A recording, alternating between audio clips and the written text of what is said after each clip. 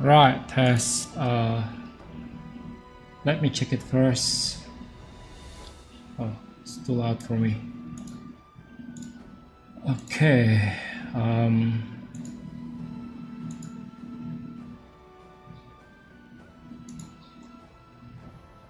But yeah, it's live, but I'm not sure.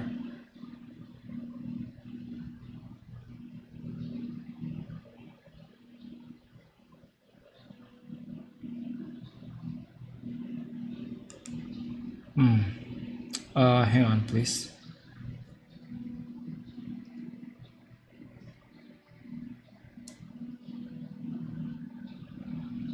All right.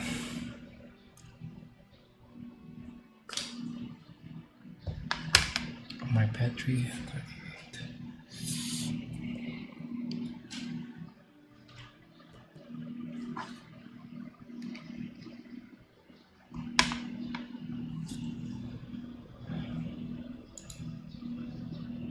Um.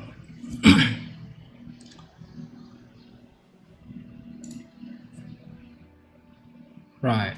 Okay. Uh.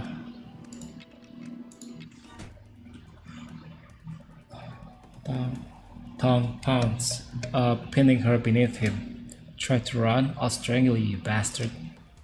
Tong strangled Mansui. Fane's bulging hands grip around her neck like a hungry wolf pouncing on a lamb.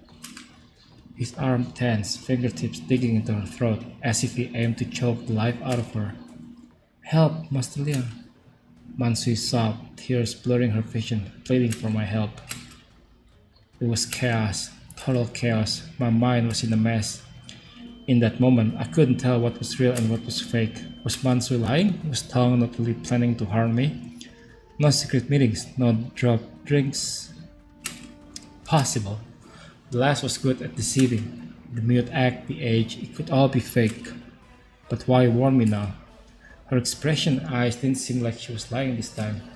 Was Tong lying? He'd always been selfish, only interested in his gains, but he escaped my proposal this time. It was strange, not like him, to risk more just to stick to principles. Yet his plan made sense. Though higher risk, it's a win-win for us. Would he really betray me after proposing such a plan? The look he gave me just then didn't seem like deceit.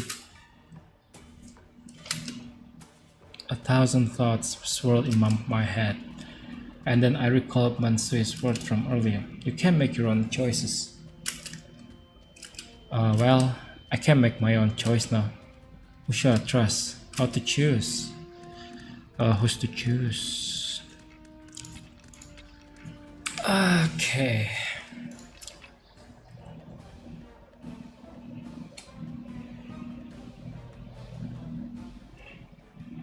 I mean, she might be lying.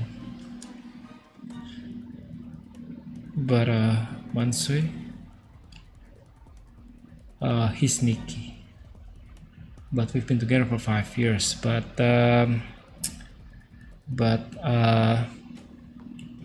mean, we're not exactly friends, you know. So, I'll,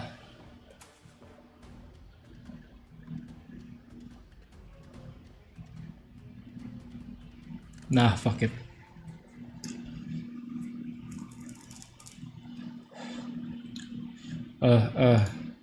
Mansui was pinned down by Tong, neck gripped tight. He kicked her legs frantically, trying to break free from Tong's grasp. But of course, her feeble attempts couldn't loosen Tong hold at all. Her face flushed red, tears welling up in her eyes. I saw her gaze ending up falling upon me. In her eyes, I saw fear, defiance, anger, but mostly plea for help. She was hoping I could save her. But I didn't save. What? Wait, I definitely chose to trust her. But I didn't save her. I stood by the side and watched everything go down as if it was none of my business. I didn't believe in Mansui. Wait. Oh fuck.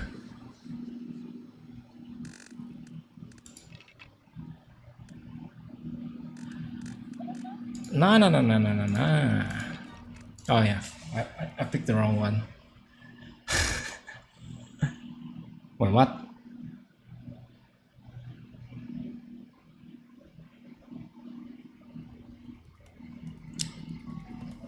Wait.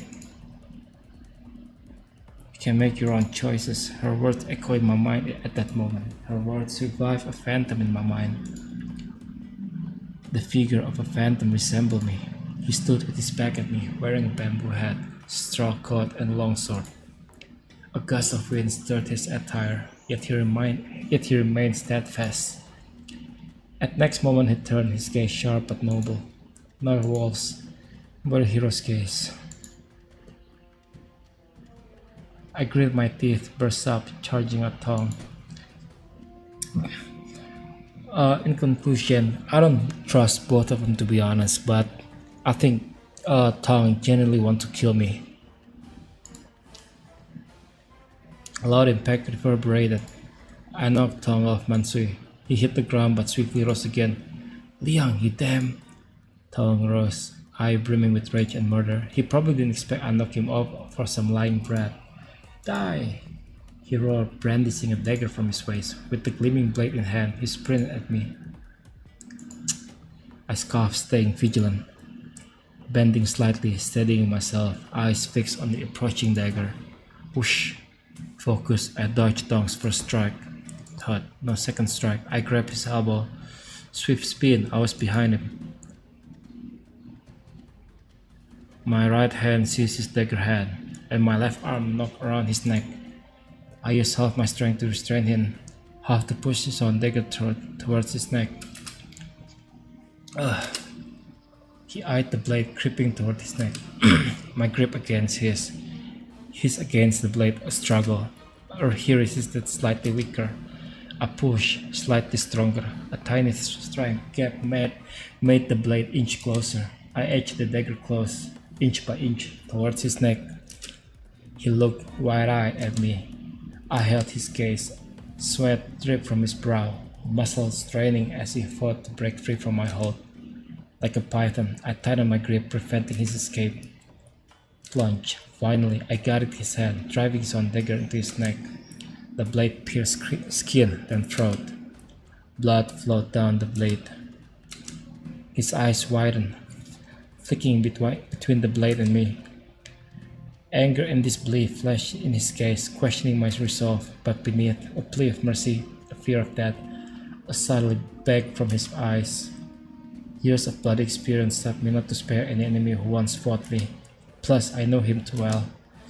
If I let him live now, he might not hesitate to kill me later. These thoughts drove me to push the blade deeper into his neck.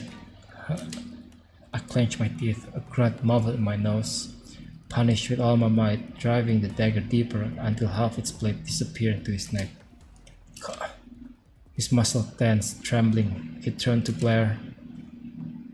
His eyes flooded with anger, defiance, sorrow, fear, and plea. Tears flowed. His whole body strained for air. I held him firm, one hand tight, the other letting blood flow.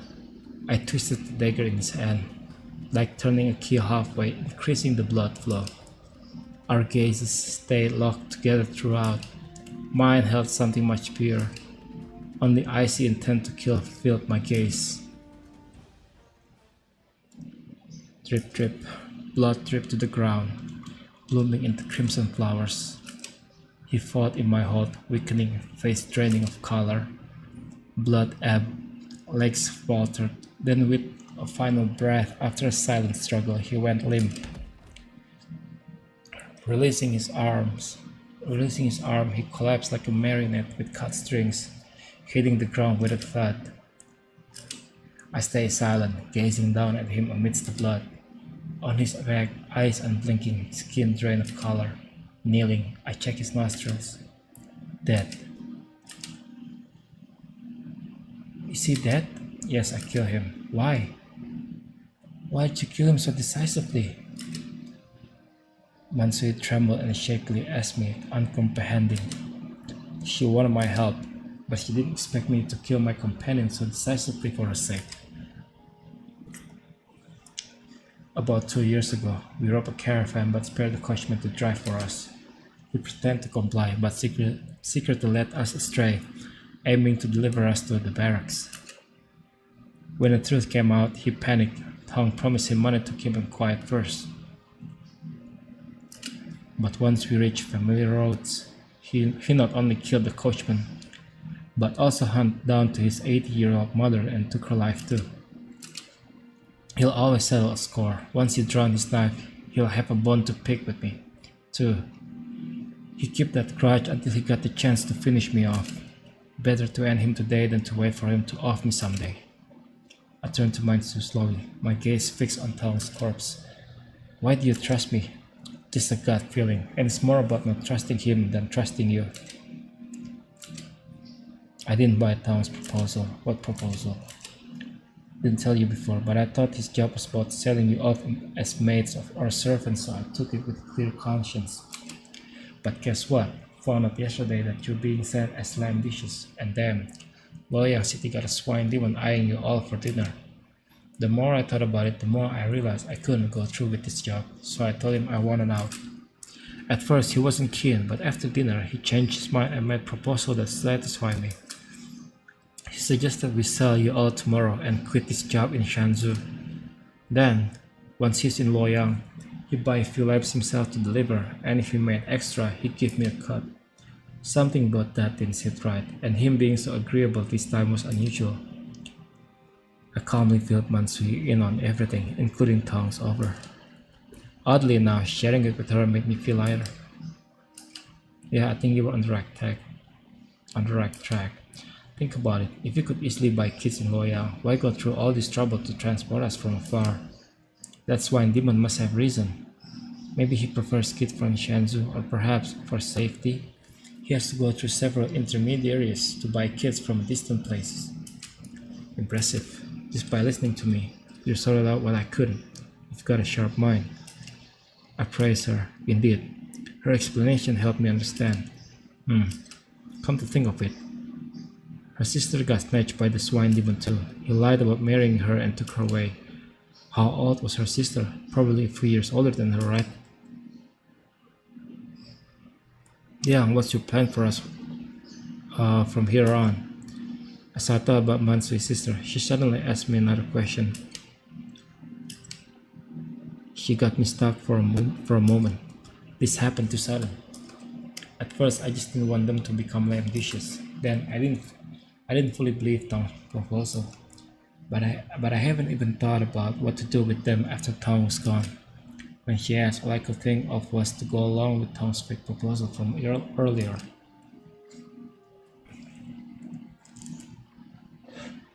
Tomorrow, I'll ask the waiter, find some Shenzhou's human trafficker and sell you off for money. No, please, you can't do that. She seemed really upset. Why not? I killed a partner I worked with for 5 years just to save your lives. Now, I have to figure out how to deal with the body and make a run for it. You got me into this mess. But I'm not trying to get you killed. Can I at least sell you for some money? I shot her glare. Meanwhile, I couldn't shake the feeling that this lass was pushing her luck after I killed Tong for them. Mansui saw my unhappy face and started to act more friendly. Whoa, master, take it easy. I'm not against selling us in Shenzhou, I just think your plan is more thinking through. You're not tied with those human traffickers in Shenzhou like Master Xing. Xianghua said Master Xing was contacted someone while we're away. If you meet them tomorrow and they don't see Tong, they might get suspicious. That means we might end up with the swine demon and he might face his wrath later. You're in the shadows. They're in the light. You can't just step out of the shadows on your own. She laid it out straight. I have to say, her analysis isn't wrong. I'm not tied with the locals like Tong. Selling them off without him, locals might get nosy. Too risky. Their lives, mine, all on the line. What's your take on this? I look at her, seeking advice. Her clear thinking earned my trust, got me wondering about her thoughts. Let me think about it. She scratched her chin, pacing by Tong, but lost in thought. Got something? Yeah, I got an idea. Spill. First, we need to deal with Master Singh's body. Make sure nobody finds it. Then Master Liang can act as a human trafficker and take us to our respective places. What does that mean? Can you explain more?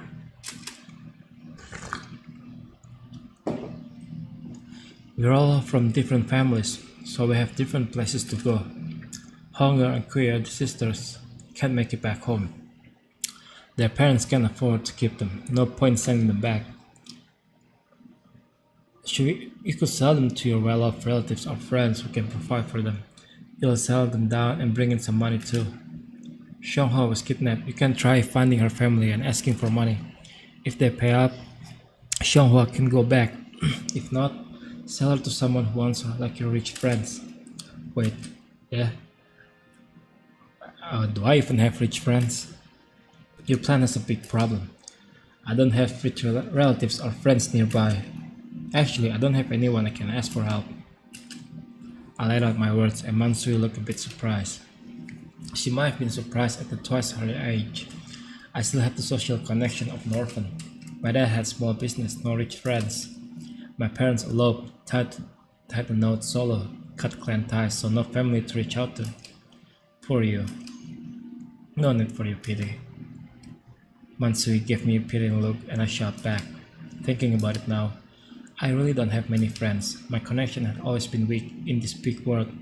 Was there anyone willing to lend me a hand? I pondered for a moment and suddenly thought of someone. Alright, I thought of someone. Who? Back in the famine, there was someone I met. I think she went to work in Haizhou.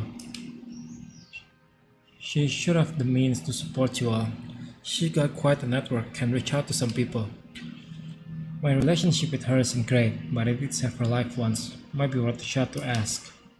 I said to Mansui, recalling the person's face. Alright, let's head to Haizhou and find that friend. Great. Mansui relaxed when I mentioned my choice, showing genuine relief. Despite the brat's knack for fibbing, this happiness seemed real. She cared about those lambs. However, she sold everything for them. What about you? I asked her, puzzled about what she had in mind for herself. She talked a bunch, but didn't bring up herself. She looked down, thinking for a bit. Then she looked up, locked eyes with me. She could be thinking about why I asked, and maybe thinking about her own plans. Soon, she spoke her mind to me. I thought it over. I'm still going to Luoyang. I need revenge. So you want me to take it to Swine Demon? Yeah, just drop me off. Sorry for the hassle. No.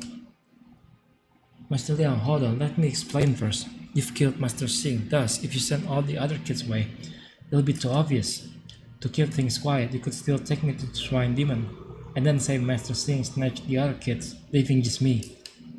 That way, you blame it all on Master Singh. He's gone, can argue back.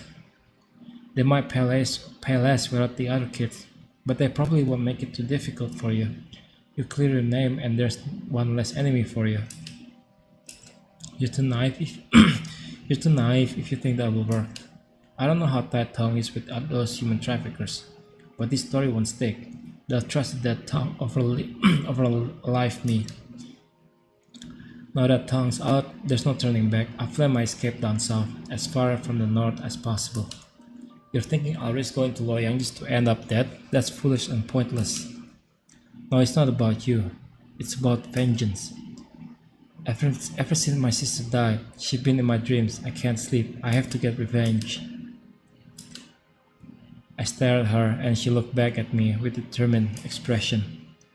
Tears welled up in her eyes and it seemed as if she was looking through me, focused on something beyond. It was obvious her need for revenge was strong. Fine. If you insist on going to your doom, I won't stop you. I'll take you to Luoyang, sell you off, and then make a run for the south as soon as possible. I said with a helpless sigh, looking over at her. Thank you, Master Liang. She nodded, all smiles. I just didn't get it. What's there to be happy about? It's like she's completely detached, like she's not the one being sold, the one facing death. Alright, we're done talking. Let's get started with the first thing. Now we've got to figure out what to do with Tong's body. Sure, what's the plan for dealing with Master Xing's body? It's past curfew, and tomorrow the waiter's going to tidy up. We have to handle the body before that. This inn isn't an ordinary one. It's where human traffickers hang out. If the waiters find out Master Xing died here, he'll tell the human traffickers in Shanzhou. Our plans will be messed up. Once we look at the body, lost in thought. Well, I'm aware of that. Out in the boonies, it's simple. Find a spot away from the road and bury it. But in the city, I'm stumped. Why not bury it outside the city, Mas Leon? No way. Why? Body's too big and too bloody. Can't carry it out without raising suspicion. Imagine wrapping it in cloth and putting it on a horse. Someone's bound to notice. I slowly told Mansui. Well, imagine this. Guards at the gate asking me questions, people smelling blood, seeing a pack horse carrying what looks like a human-shaped, bloody bundle. It's a recipe for disaster. Makes sense. Mansui thought hard. What to do now? Should we bury the body in the inn's yard? Or try bribing the waiter to help? Nah, too risky. We can't depend on this waiter. I've got an idea. Just as I was thinking, Mansui seemed to come up with something. What? It's just an idea, might be good, but I'm not sure if he'll go for it. Mansui sighed deeply and looked at me seriously. Huh, what's there I won't do? I chuckled, feeling she underestimated me.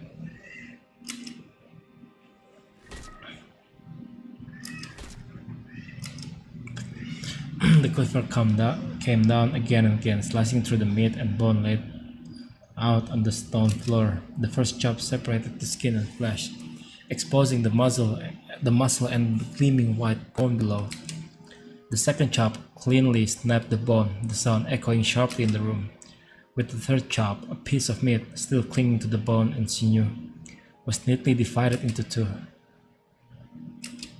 I picked up a piece of meat, think about the size of my hand, and tossed it into the first wooden basin. There were two basins in front of me, one for the meat and bones, and the other for everything else. The last, barefooted, carried a water basin, cleaning up the blood stain around me. The smell of blood in the bathhouse was strong, making my head spin and my stomach churn. Even though I was used to blood, I felt queasy at the moment.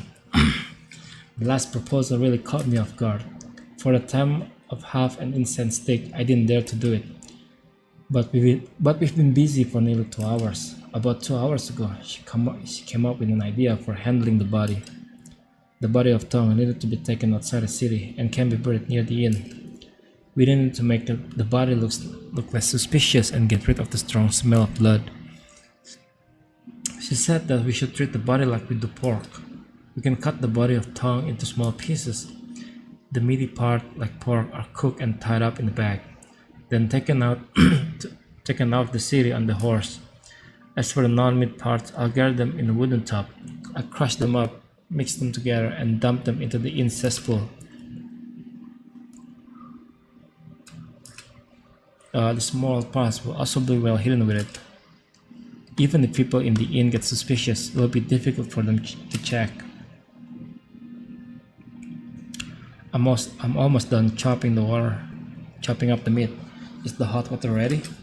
I just added some wood. It should be ready now. I'll go check. Hang on.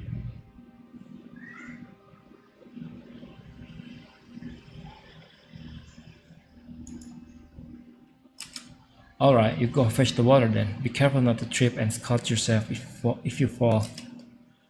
Sure, thanks for the reminder. Mansui nodded obediently and went to fetch the hot water.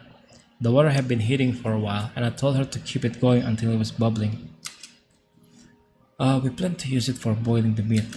Initially, we thought of using the inn's kitchen, but it was locked up tight at night by the waiter. Plus, the kitchen spot wasn't big enough for all the meat, and cooking in batches would take too long. Besides, it was near where the waiter was sleeping, and we didn't want to wake him up.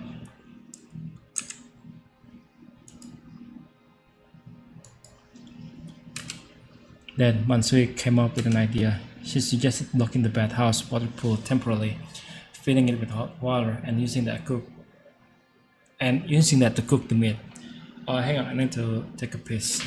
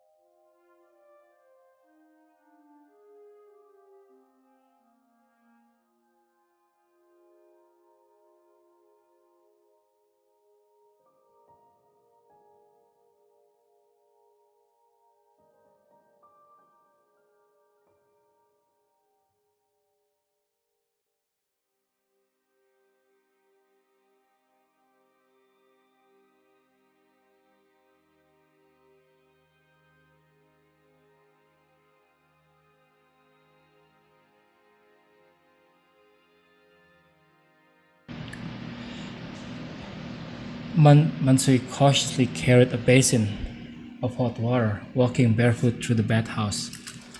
With a splash, she poured the hot water into the pool. The bubbling water spread evenly across the surface, causing the level to rise slightly. Steam rose from the soup, distorting the air around it. Thankfully, this was meant for cooking meat. If it were for bathing, even a moment in it would likely peel off your skin. Mansui paced back and forth a few times, until the water level in the pool had finally reached a usable level. She wiped her forehead and sat down to rest. Seeing she was tired, I didn't push her. I sat beside the tank, tossing the meat in and asked, "How'd you come up with this idea?" I lightly asked her. It's tough to picture a kid that young coming up with such a scary plan. Long ago, we had a little piglet die at home. Mom, being hungry, cooked it up in a pot. After cooking, the piglet shrunk and it didn't taste as strong. I remember it too well. Mansui sat hugging her knees, head resting on them. Watching the meat in the water, she spoke to me. Her eyes, as if she was remembering something, were empty and cold. I heard Tong say if you end up at the swine demons, he'd chow down on you. Do you reckon he'd munch on you raw or cook you up? Don't know, maybe raw. Why did you figure out that? Once cooked, we're not gonna look like humans anymore. Guess someone like him wants to show what he eats. He'll gobble what he can and toss the rest likely. She continued, extrapolating her guesses. Hard to imagine analyzing stuff like this is suited to her age. I felt odd chatting with her, though she looked 9, yet was in fact 11 years old, and her insight gave the impression of someone closer to my age. During the dismemberment of Tong's body earlier, I couldn't stand it, looking away and feeling the urge to vomit. She, on the other hand, remained cool, sorting the body parts as if they were just meat. Sometimes she coughed from the smell, but that was it. I was getting more curious. Was she really from a regular farming family? What kind of experiences could make someone her age like this? Heard something at the tavern once. There are people in this world who are born undead. Undead people have no feelings, don't cry, don't laugh, don't fear. They can do anything calmly, just like grown-ups, even when they're kids, scary stuff. No way, she wasn't like them undead types. When I spoke to her before, she seemed genuinely scared, not putting on a show. When she played with other lambs, she seemed genuinely happy. It's like she got both the innocence of a child and the maturity of an adult. Strange. This last was too strange. I kept thinking about her, but my hands didn't stop, repeatedly throwing chunks of meat into the water, tossing and tossing until there was nothing left in the wooden basin. I moved Tong from one place to another. Piece by piece, he went into the water. The fat ones floated up, and the thin ones sank down, reminding me of frogs bubbling up and down in the water. Oh wait, okay. I have to end the stream because